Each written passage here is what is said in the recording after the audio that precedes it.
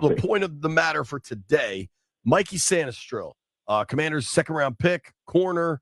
I mean, the types of glowing reviews you heard about this kid from Nick Saban, of all people, were really, really high praise.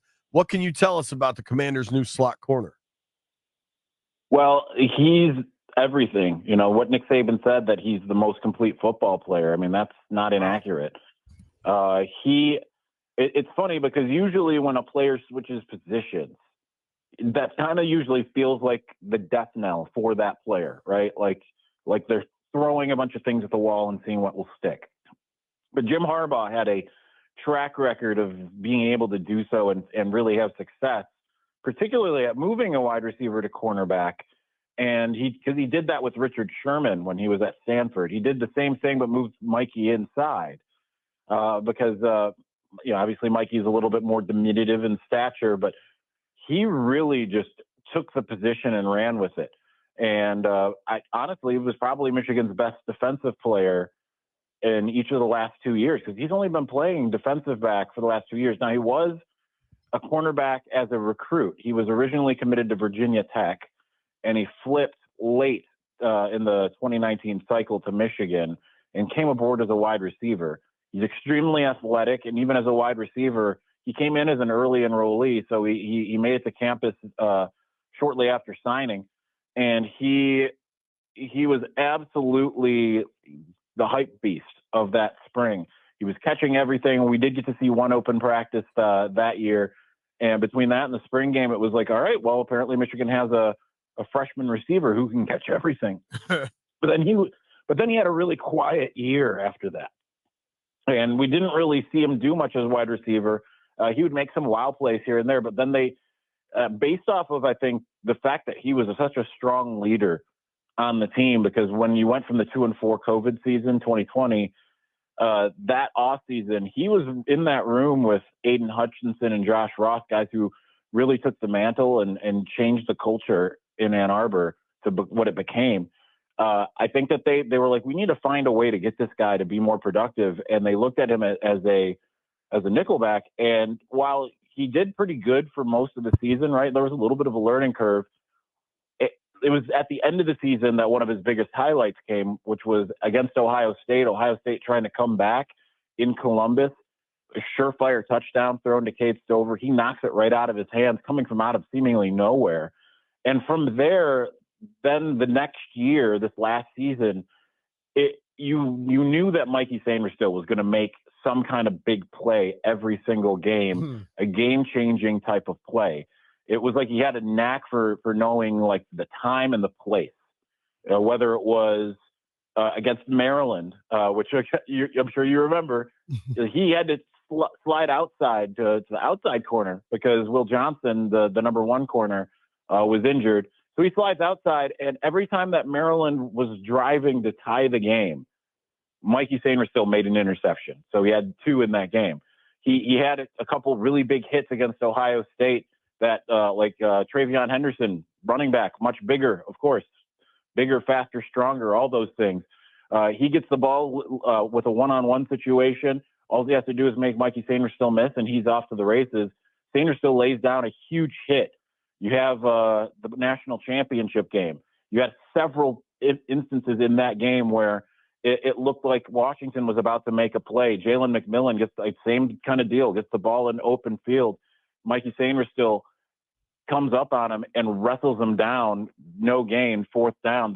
They've got a punt. As a matter of fact, Jalen McMillan at the scouting combine, when asked who was the toughest defender you had to play in your entire football career, it was Sainristil who he said was the guy that he did not like going up against the most. He said, quote, he pisses me off because it seemed like he knew everything that he was going to do because he's such a film junkie. He's being an older leader guy. He led by example and really took it to task to try to understand what another team was going to do. And because he had that wide receiver experience.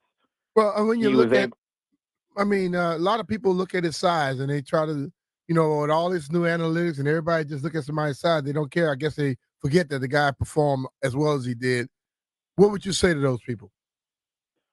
Well, sometimes there's guys that are just pure football players. And when you look at his size, he's always played bigger than his size. And that's the thing. I know Nick Saban said that same thing, but it's true.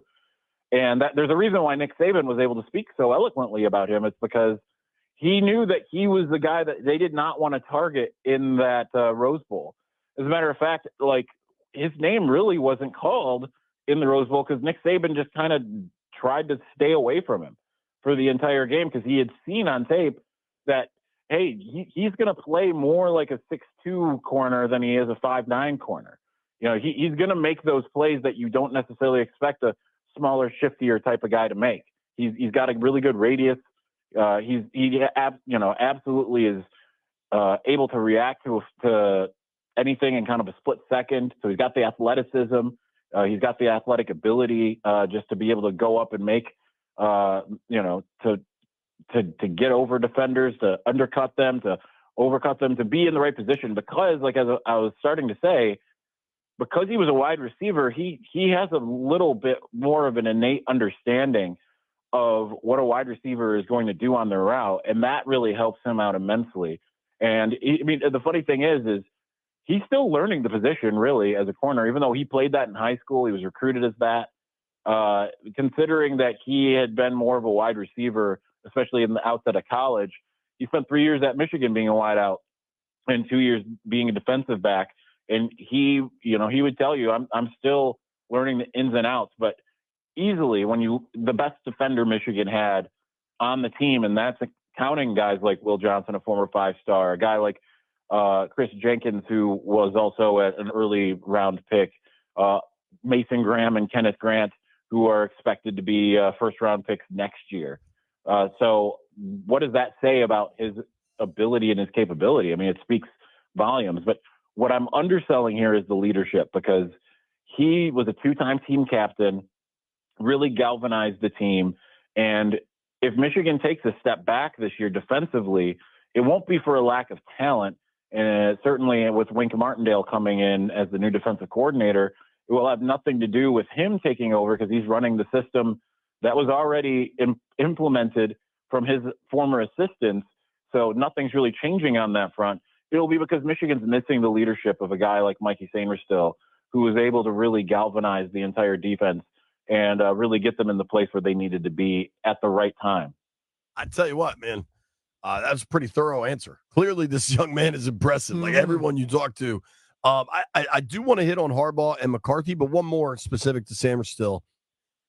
Comes in as a receiver. Now he's a corner. Clearly has the speed, the quicks, the hips. Could he be a return guy? Absolutely. We've seen that a little bit. The Michigans always seem to have more of a dedicated return guy.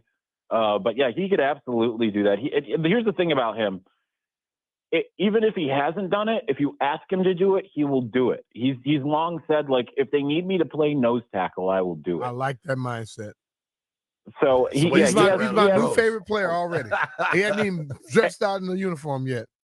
As he should be, because here's the thing: is a lot of times people look at the first round pick, and you look at like, oh, Jaden Daniels, that's exciting, all that kind of stuff. But like Michigan fans, the way that they were, like the excitement for him to be picked, and everyone was like looking and saying, there's a chance he could sneak into the first round, and no one on that team did Michigan fans feel like deserved it more to be that early round pick, because he's a guy he's never gonna buy a drink in Ann Arbor for the rest of his life, right? Like he's that type of guy. Like JJ McCarthy, everyone loves him and everything, but Sainristil was really kind of more the face of this run that Michigan's gone through the last couple of years.